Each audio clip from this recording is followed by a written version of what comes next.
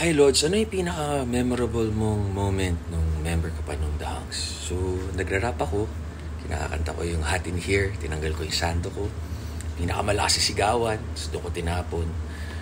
Sa Guam ata to eh, hindi ako sure kung Guam or Hawaii or San Diego, yung tatlo eh. Or lahat nangyari, medyo blurry kasi parang 20 years ago eh. Tsaka simula nun lagi nangyari. Di topless na ako, patapos na yung kanta, biglang may nagbato. Pagkuha ko, akala ko pa nyo, pinunas ko. Tapos nagsigawan kasi naka-close up sa big screen. Pagtingin ko, underwear pala. Kasi nag-freeze ako mga 30 seconds. Kasi first time eh. And then after nun, nagpatawa na lang ako. And then, lagi siya nangyayari. Hindi na siya ganun ka-impactful. Pero nung unang nangyari, talagang in shock ako, innocent. First time, totoo pala nangyari may naghahagis ng panty at bra at kung ano-ano sa stage. So, yun lang naman yun.